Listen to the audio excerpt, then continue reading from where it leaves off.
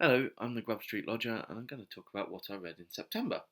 It was quite a heavy month, really, when it came to reading, and let's get cracking.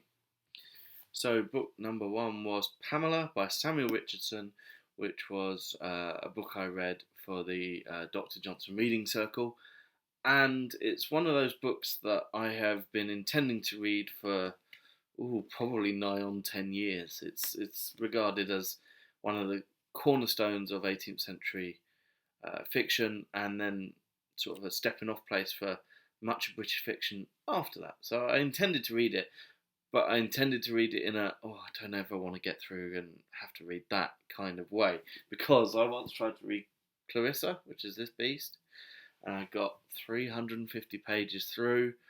It's a 2,000-page novel, so it's a bit of a dent, really. And I got so bored. So I was pleased that this was shorter. I have to say it's probably more boring than Clarissa, because they're both epistolary novels, and most of this month has been epistolary novels, a word which does not come very easily out of my mouth, I have to say. But in Clarissa, you have a range of people writing, and so you get different voices about the same actions, and you get to know more than one character better. This is just Pamela writing letters to her parents. You get 3 letters back from her parents, and actually she's writing letters to her parents that she probably won't get to send to them. And then in that she summarises or quotes other people's letters to her, or she intercepts and things. So, one of the 2 big things about an epistolary novel is what's called writing to the moment. So it's the events as they happen, and then range of voices, and you don't get range of voices. Pamela, I always thought, was about a servant, a maid servant, who is leched on by her master, Mr. B, who tries all sorts of ways to seduce her, win her over, finally tries to rape her and fails, and then in the end believes in her belief in her virtue and marries her. Not quite right. The fact is, Mr. B doesn't even try to seduce her. He's such a bad version of this character. He's such a bad rake. There is no charm in Mr. B. He just gropes. He doesn't have to talk to people, so he just gropes them, and that is actually up to the marriage. It's the first half of the book, and the second half of the book is all about them working out, okay, so we're going to get married, but we're from very different social classes. How are we going to do this? And it's that. And it was actually the second part where I really hated Mr. B, because he was such a charmless oaf in the first half, and such a bad seducer, and so just so incompetent as a lover. Then the minute he marries her, he becomes this sort of blowhard, pretentious twat who keeps giving all these long lectures about how she should be a good wife. I don't want likeable characters in books. Well, I don't. There's some, but I'm not. I don't judge a book because of the character being likeable. I quite like a good villain, or an interesting villain, or just an interesting character. But Mr. B was such an idiot. He was such a non-entity, that it was very weird like that. And then we had Pamela, and she's actually a lot more interesting than you'd think, because you'd think, oh, she's going to be a bit of a doormat. She's going to keep going on about her virtue, but not actually going to do much. And no, she shapes the book, because it's her writing that she shows to him that wins him round to realise that that she's worth more than sort of raping and leaving. It's been a very rapey month, and that's not really been my choice, to be honest. I read this for the book group. And so the book itself I found unpleasant and pretty dull, I have to say. The fact is, 18th century writers have a habit of repeating themselves. It's kind of part of it. But a lot of 18th century writers are they're former playwrights. And so that they repeat scenes, but they have constructed scenes. He's not. Richardson, he was actually a publisher. And so, instead of repeated scenes, it just seems to be this circular coming back to your idea all the time. I compared it to a dog gnawing on a spent bone. It just keeps coming back and gnawing again. And you're like, oh, we've gone through all this. We know what you think about this. We've heard all this, but here we go again hearing about it. It just keeps doing that. Which does create a kind of claustrophobic element, which is in the book's favour. But at the same time, it really can drag as the book goes on. It wasn't until the actual reading circle that hearing other people talk about the book, that I could start to understand what people were enjoying about it at the time and now. And what they're enjoying is that it's more than just these sort of broadly constructed characters going around doing things. There's a certain psychological complexity to Pamela, and even Mr. B. In some ways, it's that psychological complexity which makes him not very effective. And in some ways, it's that psychological complexity that makes the book a bit boring, because we keep going into these nuances and we keep returning to these same subjects and things.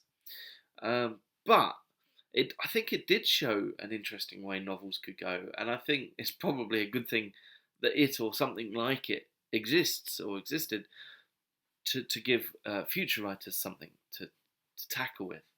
I'm glad I read Pamela, and I'm glad that I read it for the book group so that I can then discuss it and get more out of it. And so Pamela, I have to say, not a favourite in any way, not a book I particularly enjoyed reading, but one that I found quite enjoyable talking about. And there's two things on my blog about Pamela itself where I go into more detail. And if you want to read those, you can check them out on www.GrubStLodger.uk. And sometimes it doesn't go straight to it, so just Google GrubStLodger and you should find it.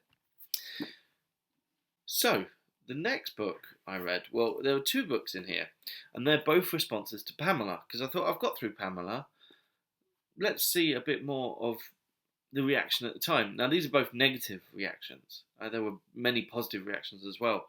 And even though in this book they're Anti-Pamela followed by Shamela, I read them in the order they were released, which was Shamela followed by Anti-Pamela. I'd read Shamela before and forgotten most of it because I hadn't read Pamela, so I wasn't really in on the joke, but this time I was. It's by Henry Fielding. It's his first foray into sort of long prose fiction. It's not quite a novel, but it's often called his first novel. And his sort of career is one of my favourites. He is one of my favourite writers. Tom Jones, the first third is probably as perfect as you get for a book, I think. And then the whole thing is exceptionally good. It gets a bit... It loses a bit as it goes on. But just generally, it's wonderful. I really like Jonathan Wild because it's just snarky and horrible.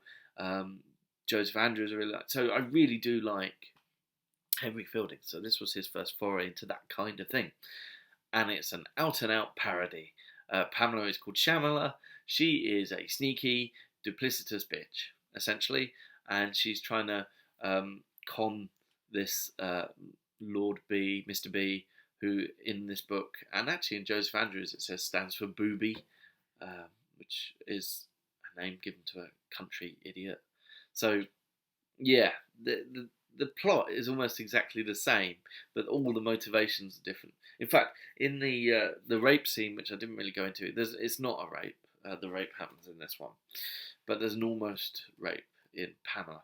And in Shamela, the character of Shamela, as this is sort of almost being done to her, finds it difficult not to laugh because Henry Fielding picked up on the same thing that I did, that Mr. B is a really rubbish rake and that he's a really incompetent lover. And actually Shamela's getting really pissed off with him the whole time, like, come on, get on with it, stop faffing about all the time. And so the sort of the conflict of the book, whereas in Pamela, it's Pamela trying not to be lose her virginity, her virtue as she calls it, to Mr. B. in Shamela, it's her trying to make it happen in a way that she's going to get a good deal out of it and become a wife or a mistress, preferably a wife. And so the whole motivation's different. It's also a much quicker book. I love how he cuts things out. At one point, they lose some letters, and that's essentially the whole second half of Pamela. So that's not in Shamela because we lost the letters. Oh well. There's like a 15-page bit in Pamela where she's giving out gifts to various servants when she's married, and in Shamela that is reduced to etc. And that's brilliant because one of the problems with Pamela is it fiddles and faffs and takes too long. So Shamela just gets through it, and it was very funny, and yeah, it was good, but it wasn't deep because it was a silly parody, and it was designed to just come out, make people laugh, and go away again. It's the fact it's the first book in Henry Fielding's novelistic career that makes it still read today. The second book in that, and the third book I read this month, was Anti-Pamela by Eliza Haywood. And now I love my Eliza Haywood. Here she is. Love in Excess is probably one of my favourite 18th century novels. I really like Fantomina. There's a few other things I've read whose names have suddenly wafted out my head. There was that one with the two women who both had these rake stories, and it turned out it was the same rake. So she was definitely a person I was looking forward to read her Anti-Pamela. And unlike Fielding and unlike Richardson, she was not a debut novelist. This was way into her career. In fact, she'd pretty much given up novels by this time. She went back to it for a quick buck and then built on that with Betsy Thoughtless. And so Anti-Pamela is not a book against Pamela. Really, it's not. It's not the way Shamela is.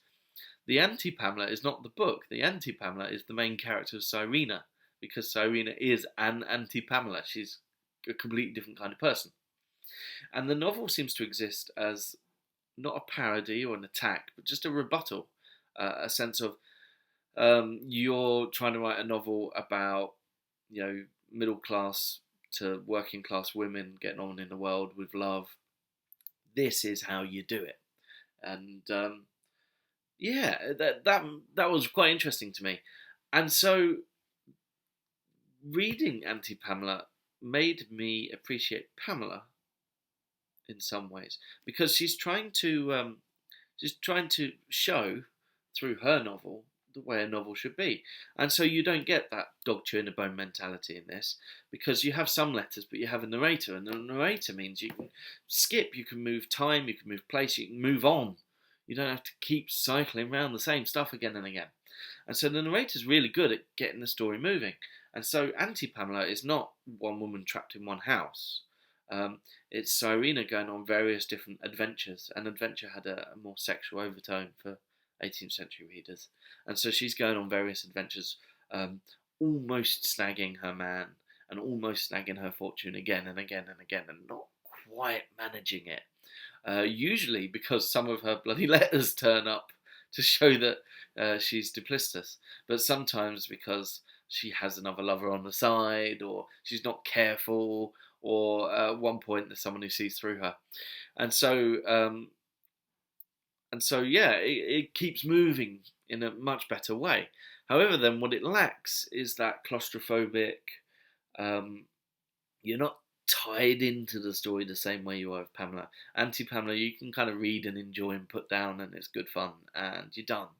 It doesn't linger the same way because of, she has this narrator and she's keeping it moving. So it reveals something about Pamela that is not in what was sort of a more traditional novel at the time.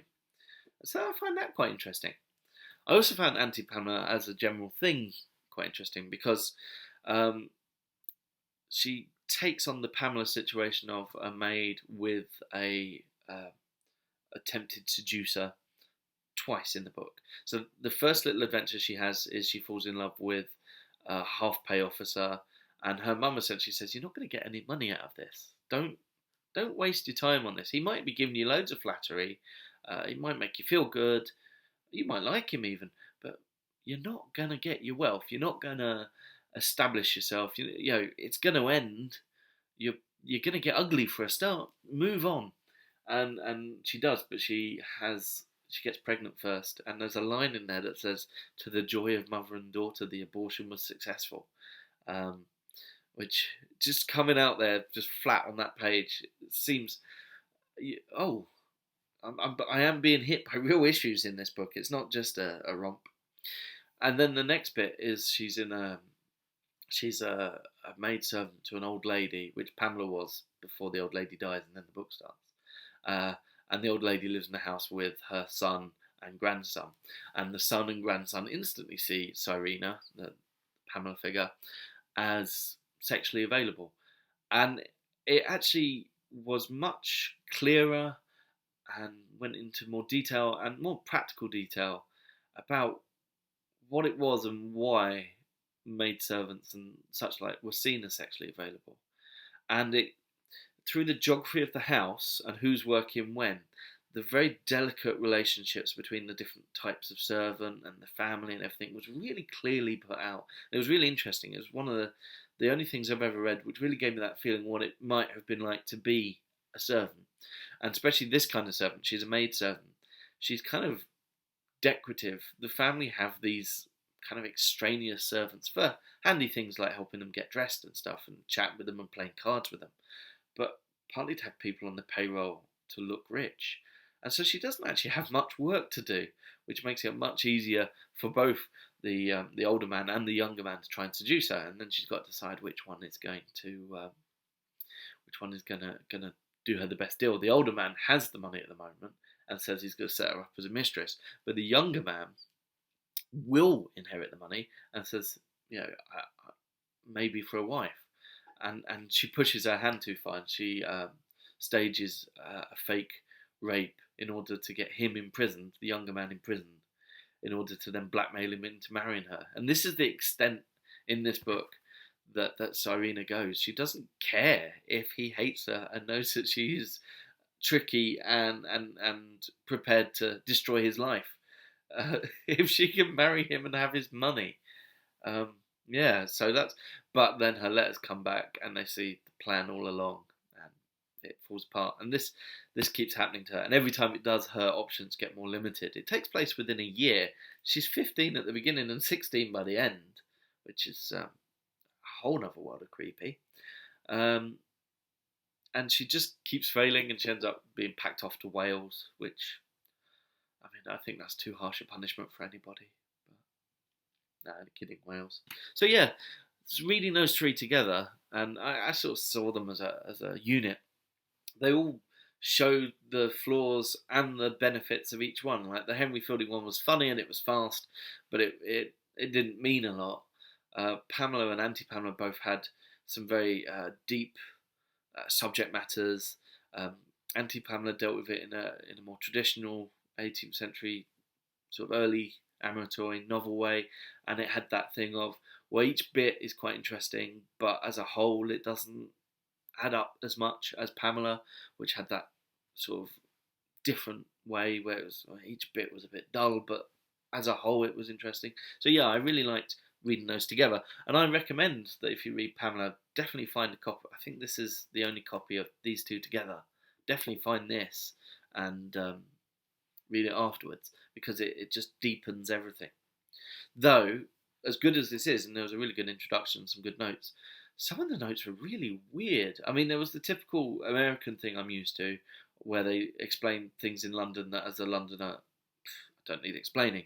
But they're explaining all these phrases that are phrases we still use now as if they're completely archaic. One of them was fast and loose, playing fast and loose. Do people not say fast and loose? I mean, I can't say I say it often, but I know what it means. It comes about. I don't need it explained in a footnote like it's some strange, archaic thing we don't ever use anymore. But yeah, that's that. The fourth book I read was actually a book that I started last month and then had to put down to read Pamela because I knew it would take me a little while, and I only just got Pamela read in time for the meeting. And it's by Charles Kingsley, and it's called Hereward, the Wake, the Last Englishman. So I returned to it after my Pamela's session. And I wasn't that keen on returning to it because it hadn't been wonderful up to that point. And to be honest, it wasn't wonderful from that point. It's funny. People, so I've got a really itchy nose. People talk about, I don't like old books. They're stodgy and they're wordy. But when you've got the directness of this, thankfully, mother and daughter were pleased with an abortion. This is really stodgy. And this was written in the 1890s, and this was written in the 1740s. It's not age, it's style that's the problem. Old books can be great. This, not so much. So it's Charles Kingsley, who's most famous for Water Babies, and he sort of got on the historical novel bandwagon that was going on, Walter Scott, but then you've got sort of lesser historical novels. I've got quite a few Lytton down there, Lord Lytton, which I actually haven't started any of them yet, but I will one day. And in fact, he references Lytton in this, because Lytton wrote one about Harold, King Harold, the last Saxon king who in the story gets the arrow in the eye. This is about Hereward the Wake, who was sort of a guerrilla fighter against the Normans a couple of years later, and he in fact took Ely. And one of the reasons I wanted to read it was because there's this fascinating thing where they used a witch on a siege tower to try and storm Ely. They actually used witchcraft to try and get into Ely, and I just thought that was fascinating. So I want to read the story of this rebel. So that's why I picked it up, and also because a lot of the book is set around where I was staying with my parents. Apparently, Hereward the Wake is buried in Crowland Abbey, which was the abbey I visited. Here's a picture. And Stamford and the Deepings and various other places around there are essential to the book. The story takes some chronicles, some sort of medieval Anglo-Saxon type chronicles, and turns it into a novel. And it was really peculiar as a historical novel. You don't expect, for example, in the first 20 pages of a historical novel, for your hero to be fighting a magical polar bear. But that does happen. He also acquires magical armour, a magical sword, and a magical horse, which he then loses at the end of the book, bit by bit as well. And so everything that's in the chronicle is in the book as if it's real. Yet, if it's not in the chronicle, he doesn't make stuff up. So if it's not in the chronicle, he basically says, and then Hereward did some stuff, but we don't know what it is. Which just seems strange. When you've got as fantastical elements as a magical polar bear, you'd think you could invent something for him to do for a little period of 5 years. The whole book is also based on this very outdated view of history, in which it is racial and ethnic and hereditary. And so the French are the successors, the Normans. Norman French are the successors of the Romans. They are efficient, they are civilized, they have poetry and things, but they are brutal. And then the Anglo-Saxons are seen as sort of brave, bolshy, but really easy to conquer because they can't agree with each other. And then the Danes are considered to be sort of Viking great heroes who have a tendency to brutality and need taming, but are really brave and can fight, worth 10 men. And so the perfect man would be someone who is part Dane, part Anglo-Saxon, and then polished by French manners, and that is Hereward the Wake. He's supposed to be the son of Godiva, the woman that rode naked through Coventry. And he spends 2/3 of the book out of England in France having little sort of King Arthur adventures. There's a lot of confusion. There's stuff about knights and chivalry and stuff which wasn't really developed at this time. That all comes later, but in this it is. And he goes on sort of King Arthur adventures, getting magical swords and stuff.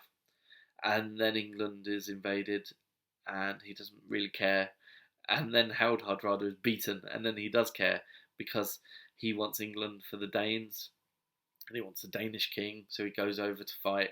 But the Danes are dismayed because the English have at least 3 kings of their own they want to put in place. And so the Danish king's like, well, why should I even bother fighting? The English aren't going to support me if I win. So he buggers off, and now Hereward the Wake is alone to fight his guerrilla warfare. And this was the bit I really wanted, and this was the bit that was completely rushed. There's a chapter where it says, Hereward the Wake was basically like Robin Hood. Here is one kind of Robin Hood story of Hereward the Wake. There you go. And that's it. And then at the very end, Hereward the Wake betrays all his principles, leaves his wife and daughter, and becomes a vassal of King William. And it's all very, very depressing. And he becomes very depressed. And then at the very end, he decides, no, I will fight for my rights. And he gets murdered. And it's all done through this very kind of stodgy, lethargic prose. And as a whole, it wasn't great. I think you could write a great novel about Hereward. That's really hard to say. Hereward the Wake. I know someone has written some novels about it. I might check them out one day. I also have another Carsley, Charles Kingsley, historical novel about Hypatia, the priestess who was murdered by Christians, and actually they were very successful books, Hereward the Wake and Hypatia. They both set up these people as legends. And the legends carried on for quite a while. There was a recent-ish Hypatia movie, which is way more to do with his novel than the actual history. But yeah, so one rather slow 18th century novel, two very quick ones, and then one very slow late 19th century novel. Book 5, Dead Ahead by Paul Thomas Farrell. Now this is actually a book written by my landlord's brother. So this is how I got hold of this, and it's set around undertakers and how undertakers sort of segue into criminality. Now my dad used to be an undertaker. I'm not saying he was ever a criminal, but there's very much a kind of undertaker humour, which is rather excessive, rather dark, quite tasteless, and this book revels in that. And it's not a book for someone who would be easily offended, because it purposely seeks to offend. And if you're in the mood, that was quite fun. It's essentially a sort of, I imagine it like a Tarantino film in some ways. You know, there's lots of characters, they're all in a kind of underworld, they're all very quippy. And for most of it, it does kind of feel like it's not really going anywhere. You're just getting all these different scenes, many of them very funny. They all grab for jokes, almost desperately in some ways. They just go for any joke they can. There's loads of punny names and just any kind of humour, ridiculous success. It all comes, and it's just scene after scene of this. And you think, oh, this is pretty entertaining, but where's it going? And then it kind of comes to the end, and it ties up, and there's a sort of every man wins theme at the end. And yeah, I pretty much enjoyed this. It was so different from everything else I've read for a while, which was exactly what I wanted. It wasn't. I mean, maybe I would have preferred something a little more enervating, something a little less dark and sort of not nasty. It's not nasty actually. It's a very good humoured book, but it's it's a guy down the pub who, some of his jokes he says them in order to make you squirm. There's a bit of that to it. But yeah, I enjoyed this, and I am very pleased that I got hold of a copy to read. And so the last book, the sixth book I read was actually again for the Dr. Johnson reading circle, and I read it immediately after Dead Ahead because I didn't know how long it would take me, and I didn't like that feeling of trying to read to the deadline that I had with Pamela. So I've read it, and now I have like 15 days before I got to talk about it. But it was Liaisons Dangereuses, but English translation, because I cannot read French. It's quite an old translation. This one is by P.W.K. Stone. It's an older Penguin classic, and it was wonderful. It was so good. From the first page, you get the tone. So the first page is officially a publisher's note, and it's saying, You know what? I don't think this book is a collection of letters at all. It might even be a novel.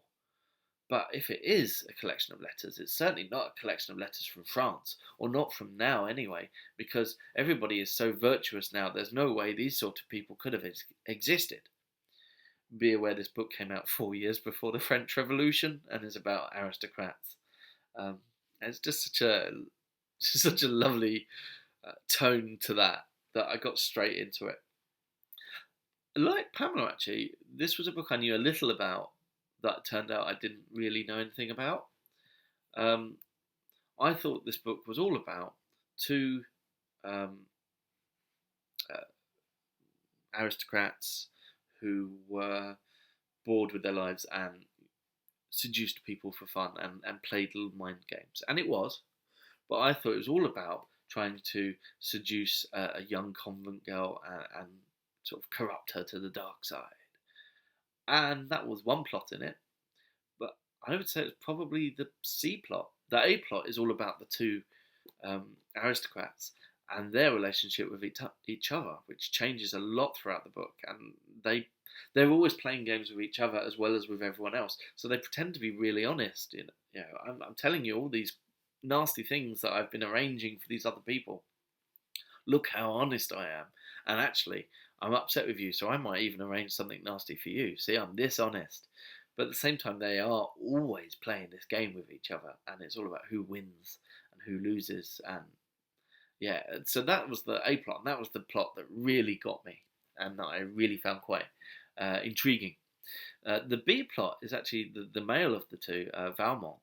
He is trying to seduce a woman who is unseducible. She's a proper virtuous housewife, and he's trying to get in her knickers, essentially. And as he does so, he kind of falls in love with her, but he can't accept that he's falling in love either.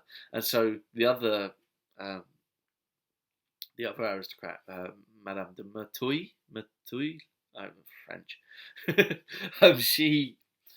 She's always ribbing him about it and telling him, look, you're in love, you love this woman. He said, no, I'm not, I'm just trying to seduce her. And that was really interesting. Though the letters from him to the woman he's trying to seduce and the woman he's trying to seduce to him were some of the weaker ones, just because they were a bit too close to Pamela. He didn't actually try and hey, I'm going to marry, because she's already married. But her responses were very much, oh, I know, I'm very virtuous. Oh, and so there was a bit like that. In fact, the novel mentions Clarissa a number of times. It probably is closer to Clarissa, but I haven't read that recently, or indeed all the way through at all. So that was B plot, and then C plot was this one about the convent girl that they try and seduce, which they're doing it because they don't like the guy she's engaged to be married to. Who she doesn't even know she's engaged to be married, by the way, but they don't like him, so they try and corrupt and ruin her so that when she does marry him, she's a really crap wife. That's why they're doing it. And I like those because they were her letters were very innocent, and she didn't even know she was playing the game. Like, the virtuous woman kind of knew what was going on, especially as it went on, but she didn't, and she was just this pawn in this thing. But actually, there was a lot less about that than I was expecting. I thought the whole thing would be focused on that, but it was good because it meant you had these three sort of things going on. You had these different letters going back and forth. You had a good range of characters in there. Even though I said the virtuous woman's letters were probably the most boring, it wasn't that you got to one and thought, oh, it's her again. Because for a start, most of the letters are very short. 1 or 2 pages, and the long ones are the best ones because they're by Madame de Merteuil. I'm going to go with Merteuil, talking about her life, and she's by far the most interesting character because Valmont, he's got this reputation of being this great rake who can seduce anybody, but he's a little bit simple, really. He has his few methods that he goes. He's charming and attractive, and he basically uses that. But the woman Merteuil, she manages to keep this face of being a perfect, virtuous not spinster. She's a widow, perfect virtuous widow, and she keeps this face up whilst doing all these other things, having all these lovers, seducing all these people, ruining people's lives, setting up duels that, she's doing all this horrible stuff, and she just keeps this face, and she's way more interesting and way more powerful. At the last 15 to 20 pages, I'm going to go with a spoiler. I know, it's a 200-odd-year-old book, but at the end, Valmont is killed in a duel, which Madame Mertoy has arranged. But the guy who's killed Valmont has received these letters from him, and seeing that he's been played the whole time, and so he publishes a few of Mertoy's ones, and her reputation goes to tatters, and then she gets smallpox, she loses an eye, gets ugly, and then she loses a lawsuit. Most of the smallpox and the lawsuit are karmic. They've got nothing to do with her actions, and so she has to shuffle off to Holland. And so we're left for the last 20 pages of letters with sort of the nice friends around the main characters all talking to each other. And I really wanted Madame de Mertoy to have that last laugh, that last win, that last... She was so much the best character in it, and she had such wit and power that I really wanted it to end for her, like with her winning, but it didn't, unfortunately. It sort of fizzled out a little bit, but 10 pages in a 400-page book that kept me gripped to such an extent that I read it far quicker than I was expecting, and it was really, really good. Out of everything this month, I would recommend you read this. Possibly out of everything this year, it's definitely up there. And so that was what I read in September. Next month, well, I've got the talking about Dangerous Liaisons, but I've already read the book, so I've got kind of a month off to read whatever I fancy.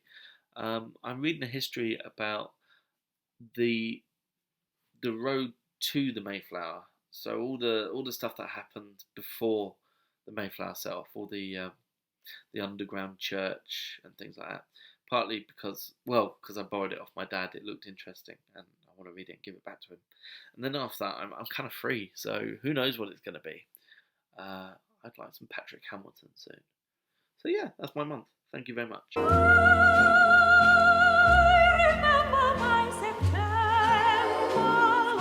Remember